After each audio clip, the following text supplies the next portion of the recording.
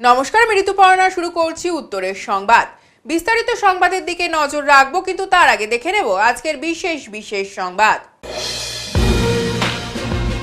2024-এর লোকসভা নির্বাচন শুরু হলো জলপাইগুড়িতে। সোমবার ভোট দিলেন বয়স্ক এবং বিশেষ চাহিদা সম্পন্ন ভোটাররা।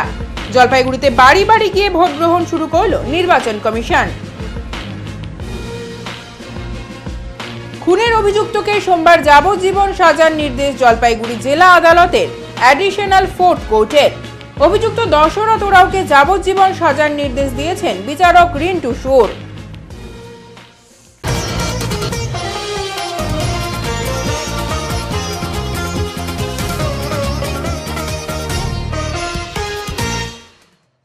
সোমবার ভোট দিলেন বয়স্ক এবং বিশেষ চাহিদা সম্পন্ন ভোটাররা।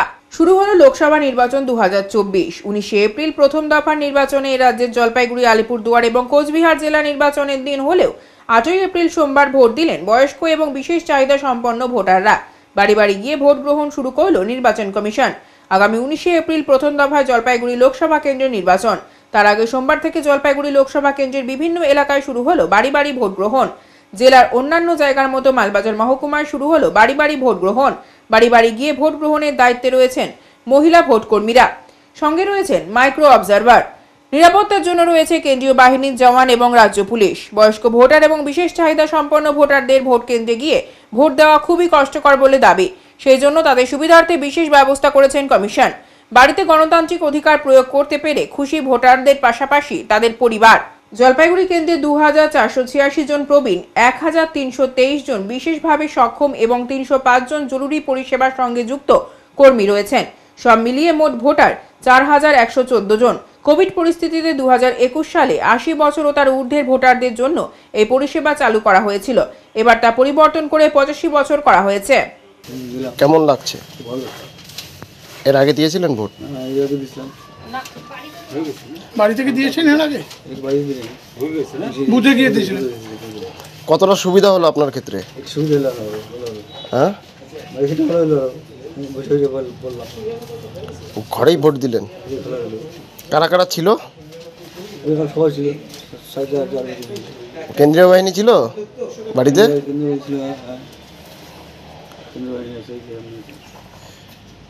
শান্তিপূর্ণভাবে বাড়িতে বসে ভোট দিতে পারলেন? কোনো সমস্যা হয়নি? এই নির্বাচন কমিশনের এই ব্যবস্থাটাকে কিভাবে দেখছেন? আপনার নাম? ভোট দিয়েছেন?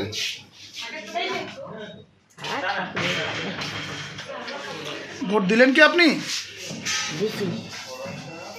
বলছি, এই যে নির্বাচন কমিশন বাড়ি বাড়ি ভোট নিতে আসছে, আপনাদের কতটা সুবিধা হচ্ছে? হ্যাঁ, সুবিধা তো হচ্ছে, যে চোখে তো দেখি না রে বাবা। ভোট কেন্দ্রে তো যেতে পারবেন না? হ্যাঁ, বুথে যেতে পারেন? হ্যাঁ, পারি না। তার জন্য বাড়িতে ভোট কোথায় দিলেন?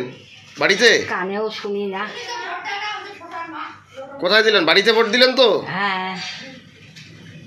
কি নাম আপনার? ঝর্ণা মাধব। তৃণমূলে যোগদান করাতে আদিবাসী পঞ্চায়েত সদস্যকে টাকার বান্ডিল দিয়ে প্রলোভন তৃণমূল নেতাদের। তৃণমূলে যোগদান করাতে আদিবাসী পঞ্চায়েত সদস্যকে টাকার বান্ডিল দিয়ে প্রলোভন তৃণমূল নেতাদের। টাকার ছবি সহ কমিশনের লিখিত অভিযোগ সিপিএমের। অভিযোগ অস্বীকার তৃণমূলের। জলপাইগুড়ি শহর সংলগ্ন করলা ভ্যালি চা বাগানের চা শ্রমিক রুবিনা মুন্ডা।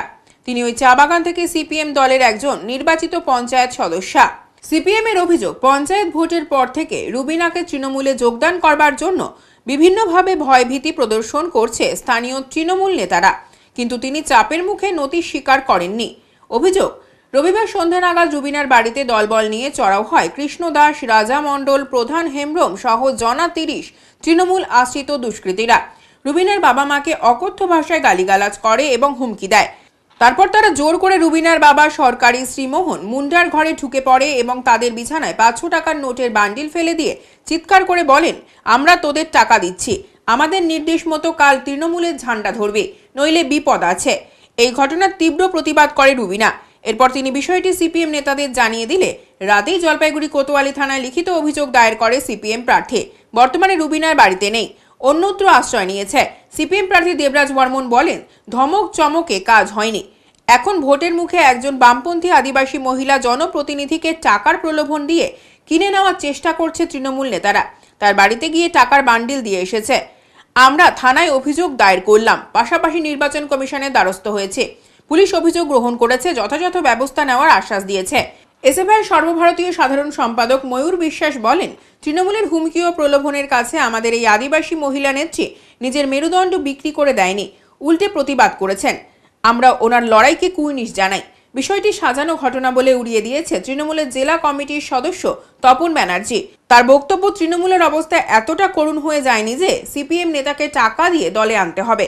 আসলে তৃণমূলকে বদনাম করার জন্য এই কাজ করছে সিপিএম, কিন্তু লাভ হবে না। মানুষ তৃণমূলের পক্ষে রয়েছে।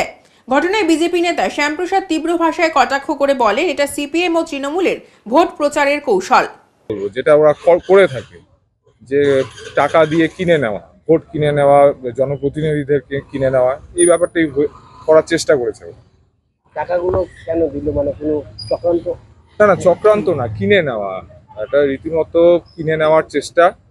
হ্যাঁ, তো সেখানে আমাদের টাকাগুলো যেখানে ওনারা ফেলে এসছেন ওখানেই আছে। সেটা আমাদের আইডিয়া নেই। তো ওখানে পুলিশ যাচ্ছে, তারা দেখবেন। থানায় জানান? হ্যাঁ, থানায় জানিয়েছি, লিখিত জানিয়েছি। রিসিভ করে দিয়েছি। ইলেকশন কমিশনে এরপরে কোথায় জানান? এরপরে ইলেকশন কমিশন আরো যারা returning officer, police observer, general observer সবাইকে পাঠানো হয়েছে। কি ভাবছেন, মানে থেকে এই সামনে ভোট আপনাদের? না, এখান থেকে দেখুন, মেন ব্যাপারটা যেটা, আজকে তো খালি যে আক্রমণটা এসছে তা তো না, চাপটা এসছে, তার সঙ্গে প্রতিরোধটাও এসছে আমাদের তরফ থেকে। যে আমাদের যে যার কথা বললাম, আমাদের সদস্যা, আমাদের কমরেড, সে যেইভাবে প্রতিরোধটা গড়ে তুলেছে ওই জায়গায়, সেটা আজকে জলপাইগুড়ির বুকে একটা উদাহরণ হবে যে আগামী যে নির্বাচন আমাদের 19 তারিখ আমরা সম্মুখীন হচ্ছি, সেই নির্বাচনে মানুষ যে এই টাকা পয়সা বা পেশি শক্তির হাতে গণতন্ত্রকে বিকিয়ে দেবে না, হ্যাঁ, তার এটার থেকে মনে করুন তার সূচনা হয়ে গেল। আমরা পুলিশ প্রশাসনকে জানিয়েছি ব্যাপারটা। আশা করি ওনারা যেটা পদক্ষেপ নেওয়া উচিত সেগুলো নেবেন। যদি অন্যথা হয় তাহলে আমাদের পরবর্তীতে ভাবতে হবে। আমাদের যারা হচ্ছে যেখানে বিরোধীদের কেনার জন্য যে টাকাই শাসক দল খরচা করছে, তাতে বোঝা যায় এদের আসল উদ্দেশ্য কি এবং এদের মানসিকতা বোঝা যায়। তাই জন্য আমরা এই রাত্রিবেলা আমরা এখানে প্রতিবাদ জানাতে এসেছি। তার সঙ্গে সঙ্গে আমরা সর্বস্ব সকলের সমাজের সকল অংশের মানুষকে, এই রাজ্যের মানুষকে বলছি, এই ঘটনার দ্বারা প্রমাণিত, উদ্ঘাটিত এই তৃণমূলের যে হচ্ছে মানসিকতা প্রমাণিত হয়ে গেল। গতকাল মমতা ব্যানার্জি এলেন, আর আজকে থেকে এই টাকার ফ্লো শুরু হয়ে গেল। কি করে টাকা আসছে, টাকাগুলো আসছে? কারণ আমরা বলছি এই সমস্ত টাকা, এই কালো টাকা যা কেনার জন্য ব্যবহার করা হচ্ছে, এবং গোটা রাজ্যে এটা এই শুরু হয়ে যাবে। এই টাকার যে টাকা খেলার যে হচ্ছে, যে মানুষ কেনা বেচার যে ওদের ঘোড়া কেনা বেচার যে লড়াই যে করে ওরা তৃণমূল এবং বিজেপি, এই জিনিসটাই শুরু হয়ে গেছে। কিন্তু আমরা গর্ববোধ করে বলতে পারি, আমরা ভারতের কমিউনিস্ট পার্টি মার্ক্সবাদীর আমাদের কমরেড রুবিনা যেভাবে রুখে দাঁড়িয়েছেন, যেভাবে যে সততার সঙ্গে উনি হচ্ছেন এবার লড়াই করছেন, তার জন্য আমরা তাকে কুর্নিশ জানাই, তাকে এবং তার পরিবারকে। আমরা অবশ্যই যেতে হবে, এবং সেটা সব থেকে বড় কথা, একজন আদিবাসী, একজন মানে সমাজের সদস্যকে যে ভাষায় কথা বলেছে ওরা, এটা প্রমাণিত। ওরা হচ্ছে কোন এই যে আরএসএস এর যে মানসিকতা এবং তৃণমূলের মানসিকতা যে এক, এরা আদিবাসী বিরোধী, যে এটা এদের প্রমাণিত, এদের ব্যবহার এবং কথাবার্তায় প্রমাণিত। এটার বিরুদ্ধে সমাজের সমস্ত অংশের মানুষকে প্রতিবাদ করা উচিত। জলপাইগুড়ির মানুষ, যে জলপাইগুড়ির আর অধিকাংশ সমাজ যে আদিবাসী সম্প্রদায়ের যে মানুষ রয়েছেন, তারা, আমরা বিশ্বাস, তারা নির্মমভাবে এই তৃণমূলের এই জঘন্য অত্যাচার, যে আরএসএস এর মানসিকতার যে প্রতিফলন, তার বিরুদ্ধে প্রতিবাদ করবেন তারা। বামপন্থী নেতারা বলুন বা বামপন্থী কর্মীরা, তাদের তো পায়ের তলা মাথা নেই, মাটি নেই, তাদের পায়ের নিচ থেকে মাটি ক্রমাগত সরে যাচ্ছে, এবং তাদের ভোট তো অনলি 7%। এই 7% ভোটকে যদি ওরা বাড়াতে পারে এইসব বলে, বা তৃণমূলের সাথে অভিযোগ দায়ের করে, বিজেপির সাথে পরামর্শ করে, তাহলে হয়তো বিজেপিকে কিছু ভোট আরও বেশি পাইয়ে দেওয়ার একটা সুযোগ সৃষ্টি হবে। তো সেই কারণে এটা বামপন্থীরা করা মানেই হচ্ছে এটা মনে রাখতে হবে যে এটা বিজেপি এটা করিয়েছে, এবং এই যে টাকাটার কথা আপনারা বলছেন সেই টাকাটা বিজেপি, খবর নিয়ে দেখুন বিজেপি হয়তো তাদেরকে প্রোভাইড করেছে। কারণ তা না হলে তারা থানায় এসে স্পষ্টভাবে সেই লোকগুলির নাম বলতো যে লোকগুলি তাদের বাড়িতে গেছিল, কিন্তু স্পষ্টভাবে কোনো নাম না বলে তৃণমূল করেছে। তৃণমূলের এত দুর্দশা এখনো আসেনি যে কোনো সিপিএমের 50 সদস্য বাড়িতে গিয়ে টাকা দিয়ে তাকে বলতে হবে যে আপনি আমাদের দলে জয়েন করুন। নিশ্চয়ই পুলিশ তদন্ত করবে। পুলিশ নিশ্চয়ই সেটা তদন্ত করবে, এবং পুলিশ তদন্ত করে এবং আসল সত্য উদ্ঘাটন হবে, এবং দেখবেন আমরা এটা বলে দিচ্ছি যে এটার পেছনে বিজেপির হাত রয়েছে। দেখুন, এটা তৃণমূল এবং সিপিএমের ভোট প্রচারের কৌশল মাত্র। কারণ সিপিএম অস্তিত্বহীন হয়ে পড়েছে এবং তৃণমূল অস্তিত্বহীন হওয়ার পথে। তাই এই দুই দল মানুষের কাছে গিয়ে আগামী দিনের রূপরেখা কী আছে, ভোট প্রচারের কৌশল কী আছে, সেগুলো তাদের কাছে কিছু নেই। তাই তারা এই পন্থাগুলো অবলম্বন করে প্রচারে আসার চেষ্টা করছেন মাত্র। যারা নবান্নে বসে ফিশ ফ্রাই খান, যারা ইন্ডি জোট করে পিন্ডি চটকে দেন, যারা কলকাতায় বসে অভিষেক ব্যানার্জি আর সিপিএমের লিডাররা একসাথে খাওয়া দাওয়া করেন, তারা বাংলায় বলছেন যে বিজেপির সাথে জোট হয়েছে, একজন আরেকজনকে বলছে বিজেপির সাথে জোট। তাদেরকে কোলাকুলি করতে আমরা কলকাতায়, তাদের কোলাকুলি করতে আমরা দিল্লির রাস্তায় দেখছি, সেখানে দোস্তি করছেন আর এখানে কুস্তি। এই নাটক বাংলার জনগণ বুঝে গেছে, জলপাইগুড়ির জনগণ বুঝে গেছে। আর এই যে এফআইআরের কথা বলছেন না, আর এই যে বাড়িতে টাকা রাখার গল্প, সব গল্প ইনাদের ভাওতা, মানুষকে ভুল বোঝানোর ভাওতা। এতে করে কোনো লাভ হবে না, এই প্রচার আপনাদের কোনো কাজে আসবে না। মানুষ বুঝে গেছে একজন অস্তিত্ব হারিয়ে ফেলেছেন আর আরেকটি দল অস্তিত্ব হারাবে, এবং আগামী দিনে এই দুটি দলই পশ্চিমবঙ্গের বুকে ছবি হয়ে থাকবে। জলপাইগুড়িতে নরেন্দ্র মোদী এসে অক্সিজেন জুগিয়ে গেছেন। সোমবার প্রচারে বেরিয়ে একথা বলেন বিজেপি প্রার্থী তথা সাংসদ জয়ন্ত কুমার রায়। জলপাইগুড়িতে নরেন্দ্র মোদী এসে অক্সিজেন জুগিয়ে গেছেন। সোমবার প্রচারে বেরিয়ে জলপাইগুড়ি লোকসভা কেন্দ্রের বিজেপি প্রার্থী তথা সাংসদ জয়ন্ত কুমার রায় একথা বলেন। গতকাল ধূপগুড়িতে লক্ষাধিক মানুষের সমাগম হয়। এর থেকে প্রমাণ বিজেপির হাওয়া কোন দিকে। এদিন প্রার্থী থাকতে জয়ন্ত কুমার রায় জলপাইগুড়ি সদর ব্লকের পাহাড়পুর গ্রাম পঞ্চায়েতের অধীন ডেঙ্গুয়াচার বাজার এলাকায় প্রচার সারেন। সাংসদকে কাছে পেয়ে রাস্তা, জল এবং বিদ্যুতের দাবিতে ক্ষোভ উগরে দেন বাসিন্দারা। ঘটনায় বর্তমান সরকারকে দায়ী করেন বিজেপি প্রার্থী তথা সাংসদ জয়ন্ত বাবু। এরপর তিনি হুটখোলা জিপে গোশালা মোড় হয়ে ইন্দিরা গান্ধী কলোনি শ্রী শ্রী শ্যামা কালী মন্দিরে পুজো দিয়ে প্রচারে ঝড় তোলেন। এদিন প্রার্থী জয়ন্ত কুমার রায়ের সমর্থনে ভোট প্রচারে বিজেপি নেতাকর্মীদের মধ্যে উৎসাহ উদ্দীপনা যথেষ্ট লক্ষ্য করা যায়। ঘর জল প্রকল্পের মাধ্যমে রাজ্য সরকারকে পয়সা দেওয়া হয়েছে, পঞ্চায়েত লেভেলে হোক,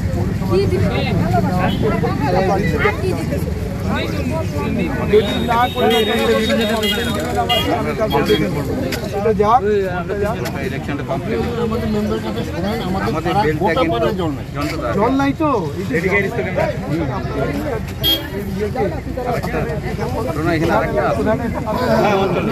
প্রধানকে গিয়ে বলেন যে আপনাদের পয়সা আমাকে তো জানান নেই।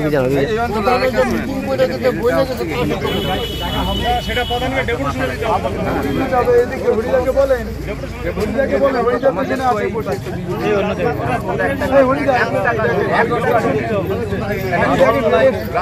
স্টেশন না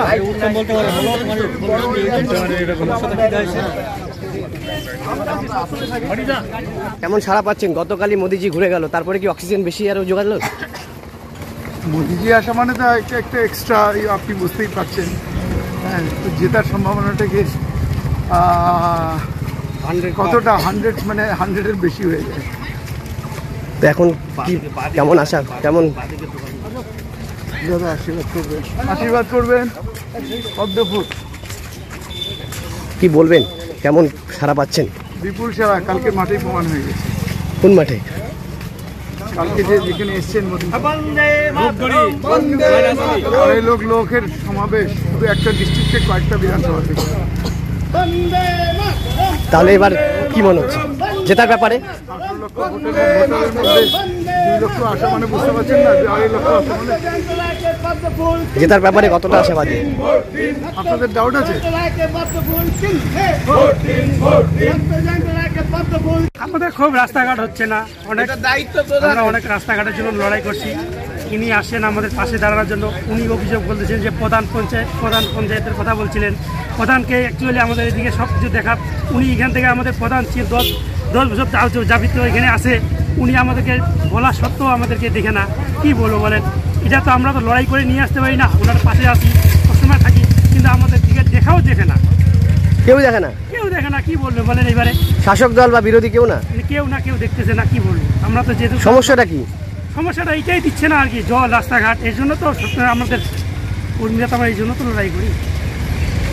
আপনার নাম? আমার নাম তপন রায়। কোথায় বাড়ি? আমার শেষাপাড়া জালাদিপাড়া। ওই এলাকা কি সমস্যা? রাস্তাঘাট হচ্ছে না।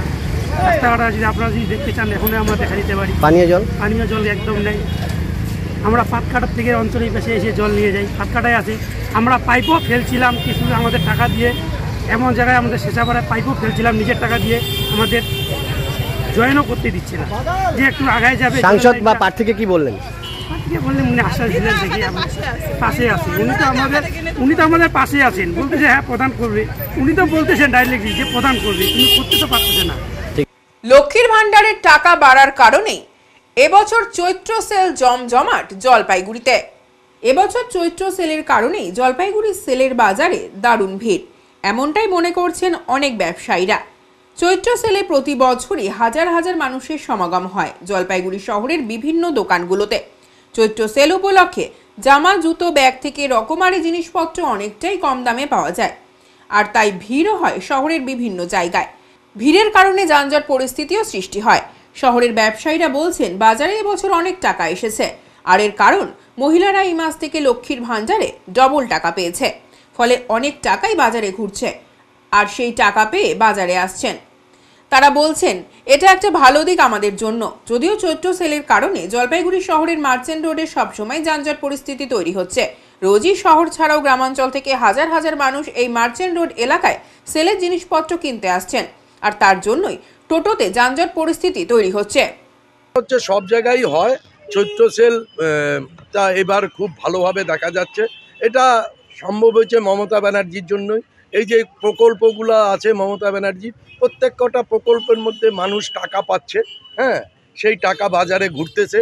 হ্যাঁ, এটা একটা ভালো দিক, এটা অস্বীকার করার জায়গা নেই। আমি একজন সাধারণ নাগরিক।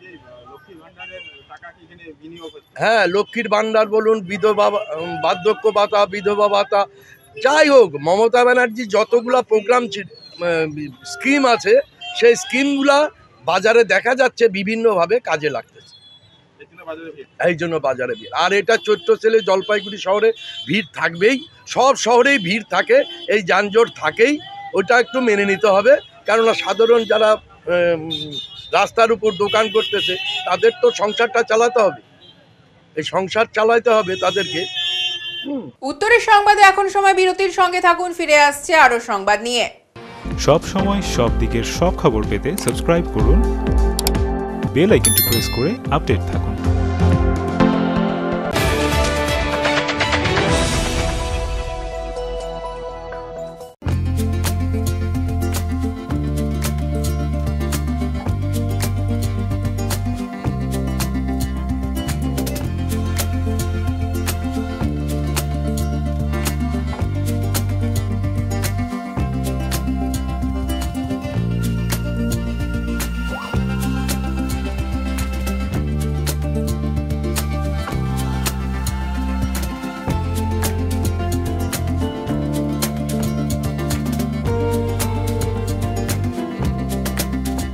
আপনার আপনার শহরে প্রসিদ্ধ লৌহ বিপণী কেএস আয়রন হাউসের তরফে সকলকে জানাই প্রীতি ও শুভেচ্ছা। এখানে আপনি পাবেন নামি দামি ব্র্যান্ডের সকল প্রকার লৌহ সামগ্রীর বিপুল সম্ভার। এখানে পাবেন square pipe, round pipe, angles, square bar, পাতি, শীট, টিনের বিভিন্ন আইটেম। এছাড়াও রয়েছে all type of grill and আলমারি ফ্যাক্টরি আইটেম। প্রতিষ্ঠিত মার্বেল ব্যবসায়ী দীপেন্দ্র চক্রবর্তী ও তার সহধর্মিনী মৌসুমী চক্রবর্তীর কেএস আয়রন হাউসে প্রতিটি জিনিসই পাবেন রিজনেবল প্রাইসে। তাই এবার আর বাইরে ছুটতে হবে না আপনাদের। লোহা ও লৌহজাত সামগ্রী সুলভ মূল্যে কিনতে তাই আজই আসুন। আমাদের ঠিকানা কেএস আয়রন হাউস, 4 নম্বর ঘুমটি, জলপাইগুড়ি।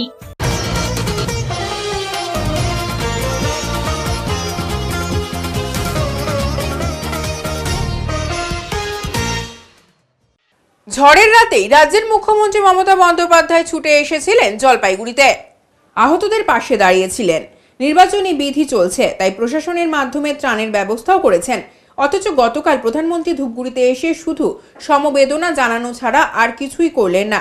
সোমবার জলপাইগুড়ি জেলা তৃণমূল কার্যালয়ে এক সাংবাদিক বৈঠকে এমনভাবে একরাশ ক্ষোভ উগরে দিলেন জেলা তৃণমূল সভানেত্রী মহুয়া গোপ। সভানেত্রী বলেন, সাধারণ মানুষের কথা দেশের প্রধানমন্ত্রী চিন্তা করেন না, দুর্গতদের সাথে তিনি দেখা পর্যন্ত করেননি। অথচ গত 31 তারিখে বিধ্বংসী ঘূর্ণিঝড়ের পর রাতেই ছুটে আসেন মুখ্যমন্ত্রী।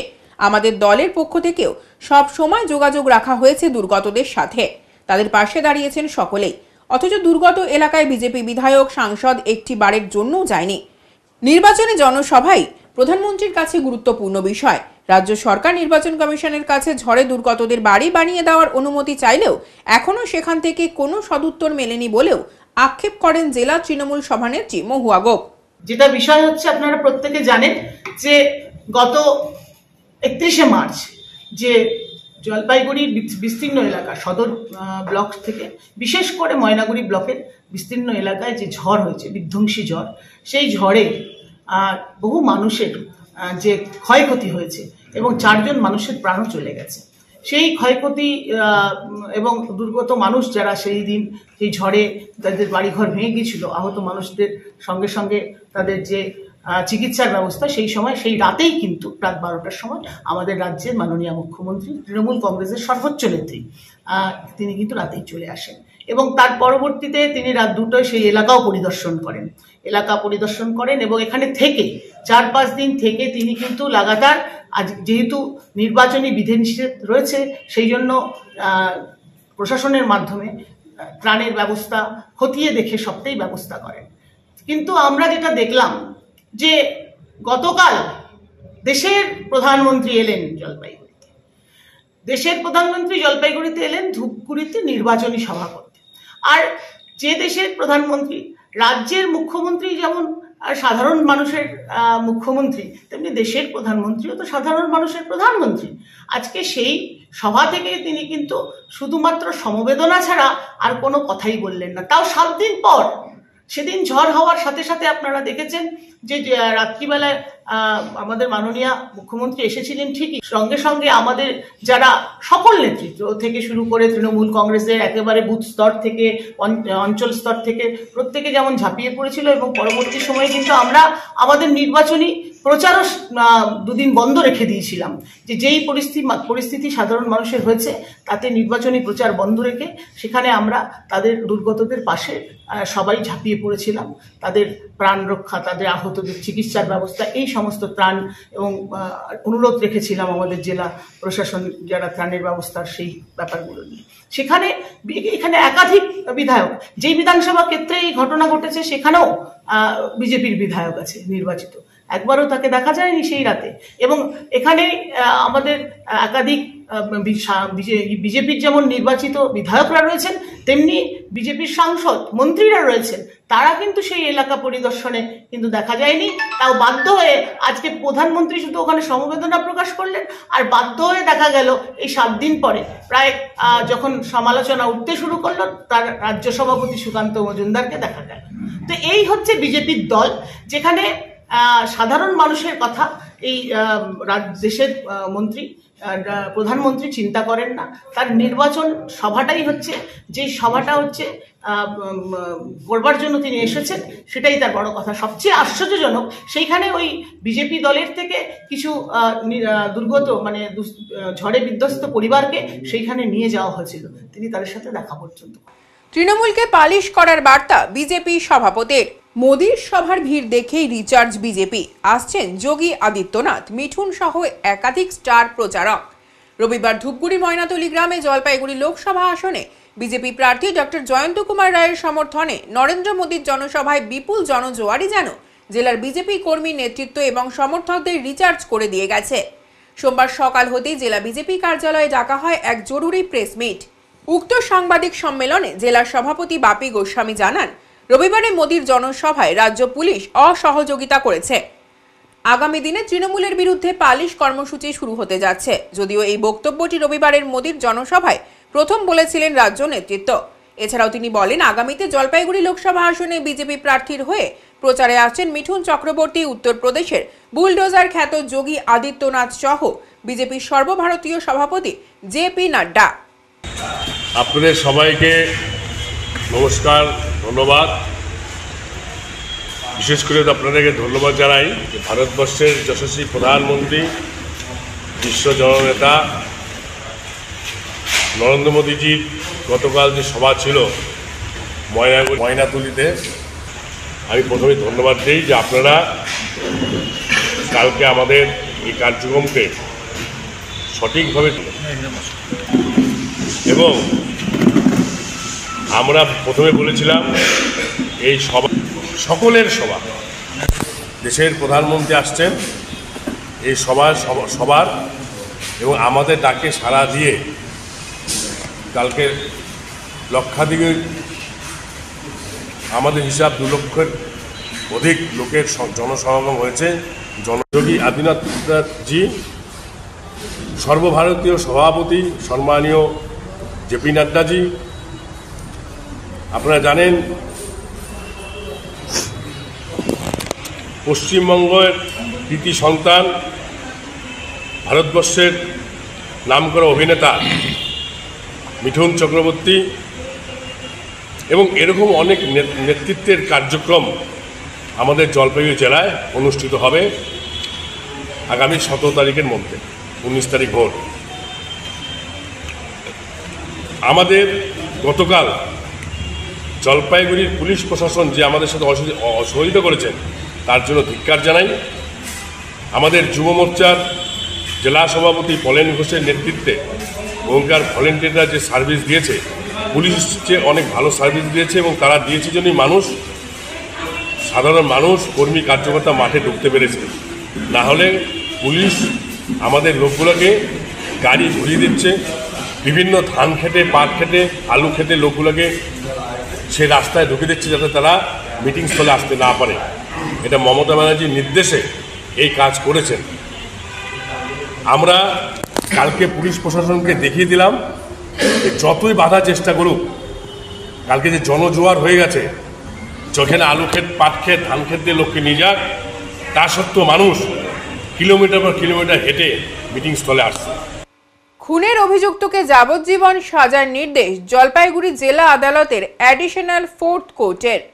খুনের অভিযুক্তকে সোমবার যাবজ্জীবন সাজার নির্দেশ জলপাইগুড়ি জেলা আদালতের অ্যাডিশনাল 4th কোর্টের।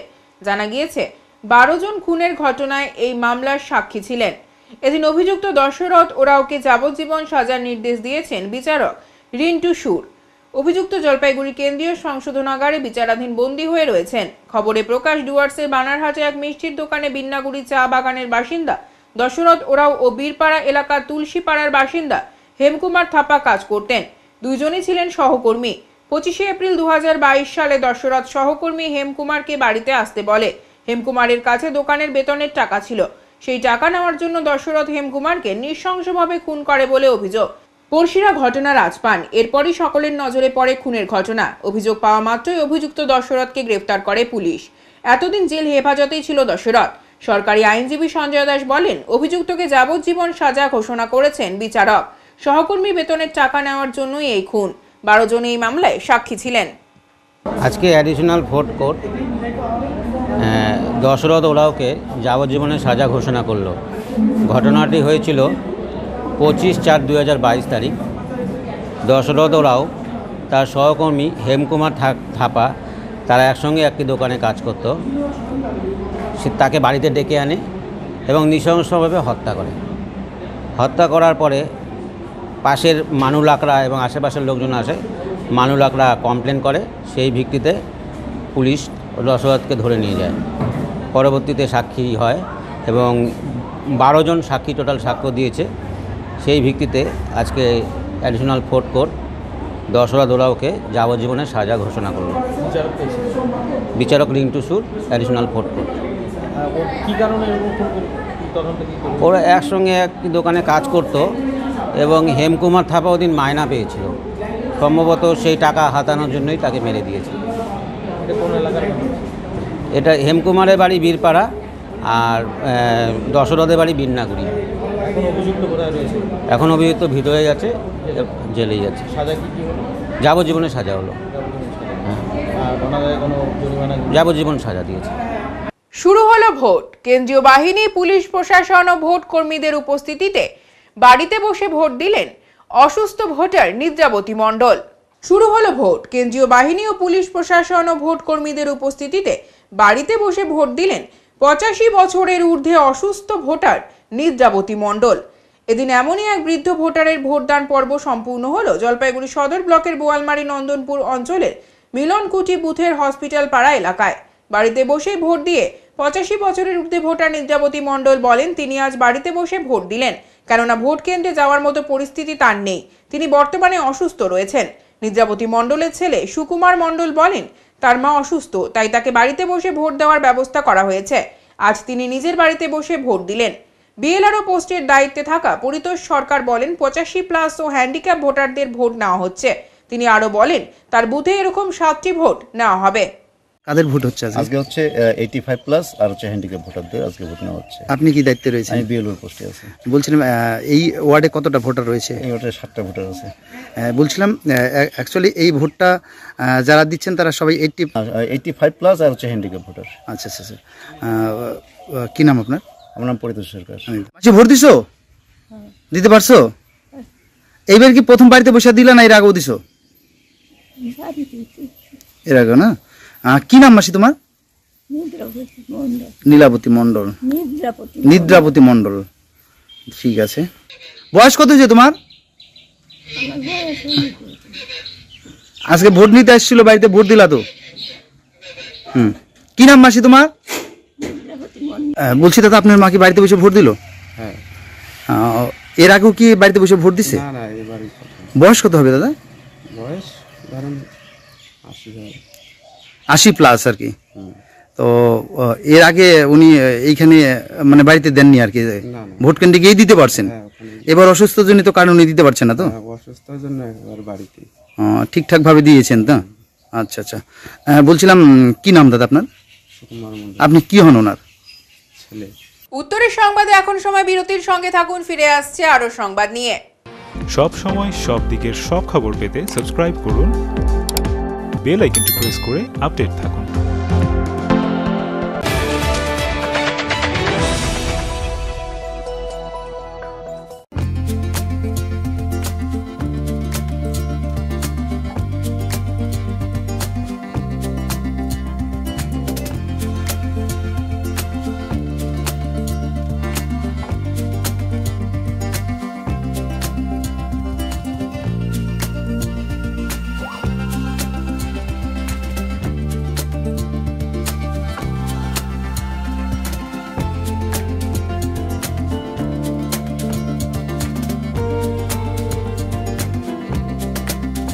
আপনাদের বিশ্বস্ত বস্ত্র প্রতিষ্ঠান দিনবাজার মদনলাল ব্রিজমোহন নিয়ে এসেছে হোম ফার্নিশিং এর এক্সক্লুসিভ শোরুম বেঙ্গল ফার্নিশিং। এখানে পাবেন আকর্ষণীয় মন মাতানো রেডিমেড পর্দা, পর্দার কাপড়, সোফার কাপড়, bedsheet, bed cover, towel, carpet, ডোহার, ব্লাইন্ড, ওয়ালপেপার, কুইল্ট, ব্ল্যাঙ্কেট এবং অন্যান্য হোম ফার্নিশিং এর বিপুল সম্ভার। তাই আজই আসুন আমাদের নতুন শোরুমে। আমাদের ঠিকানা Bengal furnishing, Ukilpara, near Domino's, Jalpaiguri. যোগাযোগ করুন 97 9733355575 এই নম্বরে।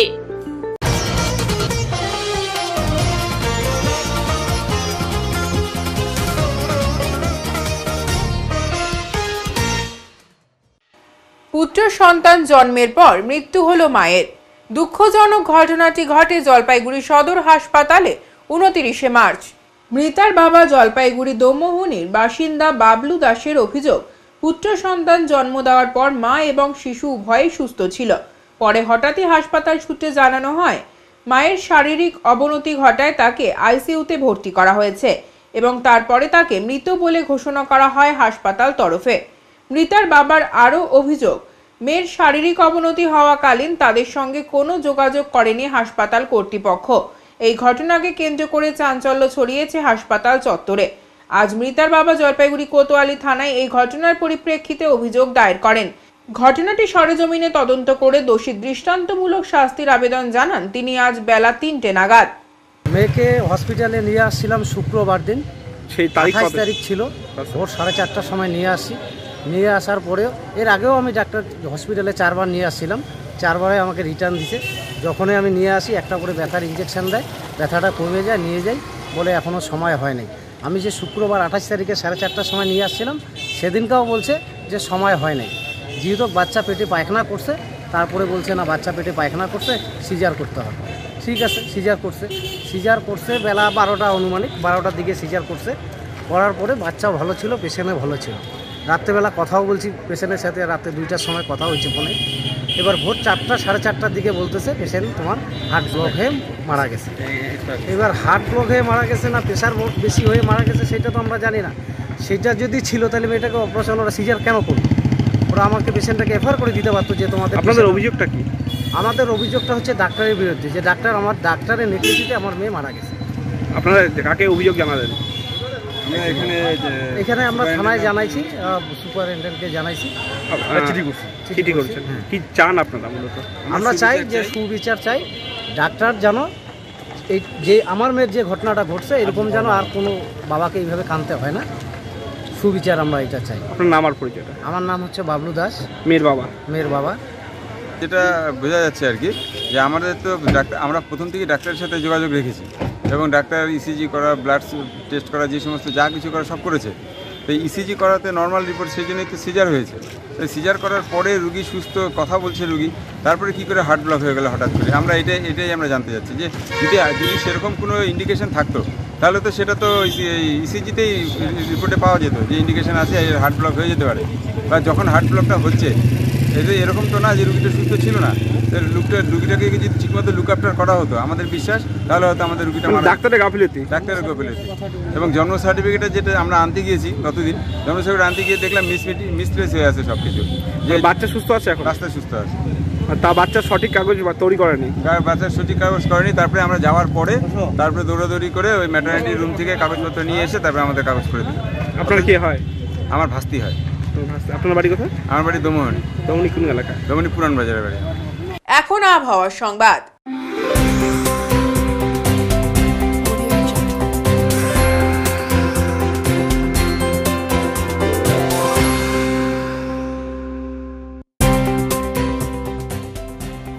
কেন্দ্রীয় আবহাওয়া দপ্তরের জলপাইগুড়ি কেন্দ্র থেকে পাওয়া তথ্য অনুযায়ী সোমবার দিনের সর্বোচ্চ তাপমাত্রা ছিল 32.2 ডিগ্রি সেলসিয়াস ও সর্বনিম্ন তাপমাত্রা ছিল 20.9 ডিগ্রি সেলসিয়াস। গত 24 ঘন্টায় কোনো বৃষ্টিপাত হয়নি। শেষ করার আগে আজকের বিশেষ সংবাদ আরো একবার। 2024-এর লোকসভা নির্বাচন শুরু হলো জলপাইগুড়িতে। সোমবার ভোট দিলেন বয়স্ক এবং বিশেষ চাহিদা সম্পন্ন ভোটাররা। জলপাইগুড়িতে বাড়ি বাড়ি গিয়ে ভোট গ্রহণ শুরু করলো নির্বাচন কমিশন। খুনের অভিযুক্তকে সোমবার যাবজ্জীবন সাজার নির্দেশ জলপাইগুড়ি জেলা আদালতের অ্যাডিশনাল ফোর্ট কোর্টের। অভিযুক্ত দশরথ ওরাওকে যাবজ্জীবন সাজার নির্দেশ দিয়েছেন বিচারক রিন্টু সুর। উত্তরের মন পরিবেশিত উত্তরের সংবাদ এখনকার মতো এই পর্যন্তই। নমস্কার।